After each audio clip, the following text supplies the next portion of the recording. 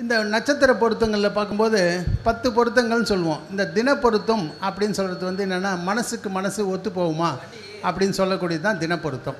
இது வந்து தாராபலனினுடைய அடிப்படையில் ஃபிக்ஸ் பண்ணுவாங்க. இப்போ தாராபலம் வந்து அதை பற்றி நான் சொல்ல போனேன்னா அது ஒரு பெரிய ஸ்டோரி, அது போயிட்டே இருக்கும். அதனால் தின பொருத்தம் வந்து உங்கள் நட்சத்திரத்துக்கு 2, 4, 6, 8, 9 என்ன மாதிரி வருதோ அதெல்லாம் வந்து ஒத்து போகக்கூடிய நட்சத்திரங்களாக நம்ம முடிவு பண்ணிக்கலாம். சரி, அடுத்து வந்து தினப்பொறுத்தவரை கணம் வந்து என்னென்னா, மனுஷனுக்கு வந்து மொத்தம் எண்ணங்கள் வந்து ஒருத்தர் ரொம்ப தெய்வம்பா அப்படின்வாங்க, சிலர் மனுஷன் பாங்குவாங்க, சிலர் வந்து அவன் ராட்சசன் அவன் பேயான்வான். அப்போ என்னென்னா, மனுஷனுக்குள்ளவே மனுஷகணம், தேவகணம், ராட்சசகணம் அப்படின்னு இந்த 3 கணங்கள் இருக்கிறது, சுற்றிகிட்டே இருக்கும். அப்போது ஒவ்வொருத்தரும் ஒவ்வொரு கணத்தில் ப்ரிடாமினண்ட்டாக இருப்பாங்க. அவர் எந்த கணம் அவருக்கு அதிகமாக இருக்கிறது அப்படின்னு நீங்கள் சூஸ் பண்ணி அதை ஃபிக்ஸ் பண்ணணும். இப்போ ஒரு ராட்சசகண பையனுக்கு தேவகணம் பொண்ணை கட்டி விட்டோன்னு வச்சுக்கோ, கஷ்டப்படும். ஏன்னா ராட்சசங்கிட்ட மாட்டிக்கிச்சு அப்படின்னு சொல்லுவாங்க. அப்போது என்ன தான் அவன் சம்பாதிச்சாலும், என்ன தான் வசதி வாய்ப்புகள் இருந்தாலும், இந்த புரிந்து கொள்ளக்கூடிய ஒரு தன்மை இல்லைன்னு வச்சுக்கோ, லைஃபு ஷார்ட்டட் ஆகிடும். ஸோ அதனால் அந்த தேவகணத்தை கணப்பொருத்தத்தை பார்க்குறோம். அடுத்தபடியாக பார்த்திங்கன்னா மகேந்திர பொருத்தம் அது வந்து பிள்ளைகள் பிறப்பை பற்றி சொல்லக்கூடியது. அது ஜாதகத்திலே நம்ம பார்த்துடலாம். 5ஆம் இடத்தை வச்சு குழந்தை பிறக்குமா பிறக்காதா அப்படின்னு நம்ம முடிவு பண்ணிடலாம். அடுத்தபடியாக பார்த்திங்கன்னா ஸ்ரீ தீர்க்க பொருத்தம், அது செல்வ நிலையை வந்து சொல்லக்கூடியது. சௌகரியமாக எப்படி இருப்பாங்க, எக்கனாமிக்கல் டெவலப்மெண்ட் எப்படி இருக்கும் அப்படின்னு சொல்லக்கூடியது. 13 நட்சத்திரத்துக்கு மேலே போச்சுன்னா ரொம்ப சிறப்பாக இருப்பார்கள் அப்படின்னு சொல்லுவாங்க. அடுத்தபடியாக ராசி அதிபதி பொருத்தம்னு இருக்குது. அப்போ ஒவ்வொரு ராசியும் ஒரு அதிபதி இருப்பார். அதிபதினா ஒரு கடவுள். இப்போ மேஷ ராசினா செவ்வாய் அதிபதி, ரிஷப ராசினா சுக்கிரன் அதிபதி. இப்போ ஒரு சிலருக்கு ஜாதகம் தெரியும். ஜாதகம் தெரிஞ்சவங்களுக்கு நான் கொஞ்சம் வேகமாக பேசலாம், தெரியாதவங்களுக்கு நான் அப்படியே ரொம்ப லேமன் லெவலில் தான் சொல்லணும் நான் கண்டிப்பாக.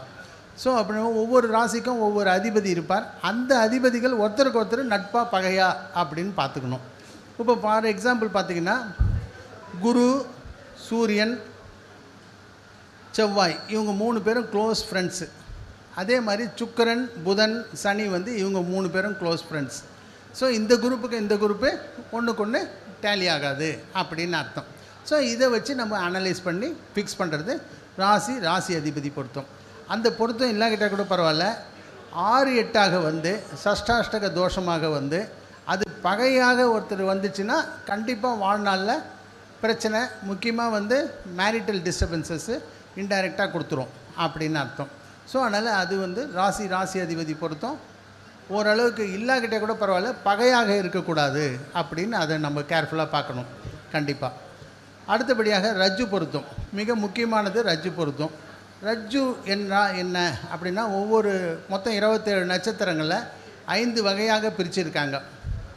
ஒருத்தர் வந்து தான் எல்லாம் அப்படின்னு ஈகோ அதிகமாக இருக்கிறவங்க ஒரு குரூப்பு, எதையுமே வந்து மனசில் போட்டு வச்சுட்டு இருக்கிறவங்க ஒரு குரூப்பு, அதே மாதிரி சிரசு ரஜ்ஜு, கண்ட ரஜ்ஜு, வயிறு ரஜ்ஜு, தொடை ரஜ்ஜு, பாத ரஜ்ஜு அப்படின்னு ரஜ்ஜுக்கள் வந்து 5 வகையாக பிரிக்கிறோம். நம்ம பாடியிலேருந்து ஹெட்டிலேருந்து பாதம் வரைக்கும் இந்த இதை வந்து நட்சத்திரங்களை கிளாஸிஃபை பண்ணுறோம். இப்போ இந்த ஒரு ரஜ்ஜு இருக்கிறவர்கள் இன்னொரு ரஜ்ஜுவோடு சேரலாமே தவிர அந்த சேம் ரஜ்ஜுவோடு சேருவது அவ்வளோ சிறப்பு இல்லை அப்படின்னு சொல்லுவாங்க. இப்போ உதாரணத்திற்கு வந்து பார்த்திங்கன்னா, ஒருத்தர் வந்து பரணி நட்சத்திரத்தில் பிறந்திருந்தாருன்னா, பரணி, பூரம், பூராடம் 3 சுக்கிரனுடைய நட்சத்திரம். அதே மாதிரி அனுஷம், உத்திரட்டாதி, பூசம் இது வந்து சனியோட நட்சத்திரம். இது 2மே வந்து தொடை ரஜ்ஜு அப்படின்னு பேர். இந்த 6 நட்சத்திரங்கள் கல்யாணம் பண்ணுவது அவ்வளோ சிறப்பு அல்ல அப்படின்னு அர்த்தம். மற்ற நட்சத்திரங்களை பண்ணிக்கலாம் அப்படின்னு அர்த்தம். இதுலேயே வந்து அவரோகணம்னு ஒரு நிலை இருக்குது. அவரோகணம்னா என்னென்னா, இது ஏற்றத்தாழ்வுகள், அது ஒரு அனலைசிஸ் இருக்குது. அதன் பிரகாரம் வந்து ஃபிக்ஸ் ஆகிக்கலாம். பட் இருந்தாலும் சேம் ரஜ்ஜுவில் பண்ணுவது அவ்வளோ சிறப்பு இல்லை. ஏன்னா எண்ணங்கள் வந்து டிஃபர் ஆகும் அப்படின்னு அர்த்தம். அது ரொம்ப துல்லியமான ஒரு சென்சிட்டிவ் பாயிண்ட்ஸாக போகும். வேதை பொருத்தம் சொல்லுவாங்க. ரஜ்ஜு பொருத்தம் ஓகே ஆச்சுனாவே வேதை பொருத்தம் ஆட்டோமேட்டிக்காக வந்துடும் கண்டிப்பாக. ஸோ இப்படியாக 10 பொருத்தங்கள் வந்து நம்ம பார்க்குறோம்.